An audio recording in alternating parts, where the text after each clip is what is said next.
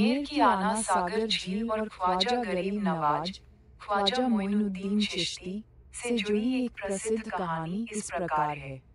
जब ख्वाजा गरीब नवाज अजमेर तशरीफ लाए थे, तब उन्होंने अपने मुरीदों अनुयायियों के साथ आना सागर झील के किनारे पर डेरा डाला था।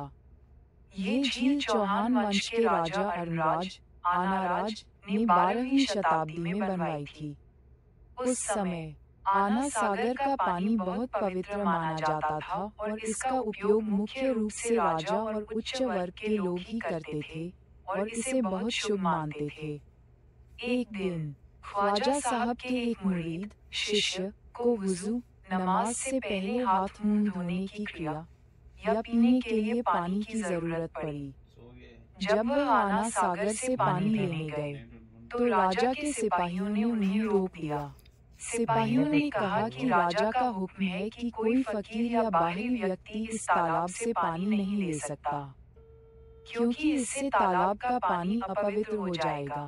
ये बात जब मुरीद ने आकर ख्वाजा गरीब नवाज को बताई, तो ख्वाजा साहब ने अपने मुरीद को एक प्याला कासा दिया और फरमाया कि जाओ और पानी से कहना कि तुम्हें ख्वाजा ने बुलाया है और उस प्याले में पानी भर लाओ।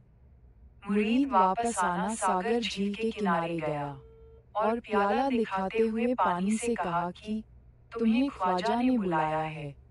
करिश्मा चमत्कार, जैसे ही मुरीद ने प्याले में पानी भरा, ख्वाजा गरीब नवाज की करामात चमत्कार से पूरी आना सागर झील का पानी उस छोटे से प्याले में समा गया। झील पूरी तरह सूख गई और उसकी तलहटी में धूल उड़ने लगी। पूरे अजमेर में ये खबर फैल गई कि एक मुसाफिर फकीर ख्वाजा साहब के करिश्मे से आना सागर सूख गया है। लोगों में कोहराम मच गया, क्योंकि वे उस पानी को पवित्र मानते थे और अब पानी कहीं नहीं था। जब ये बात राजा तक पहुंची, तो राजा ने खुद आकर ख्वाजा गरीब नवाज से माफी मांगी और उनसे निवेदन किया कि वे झील को वापस भर दें। ख्वाजा साहब ने अपनी रूहानी ताकत से वह प्याला वापस झील में डालने का हुक्म दिया। जैसे ही वह पानी प्याले से वापस झील में डाला गया, आना सागर फिर से पहले की तरह पानी से लबालब भर गई।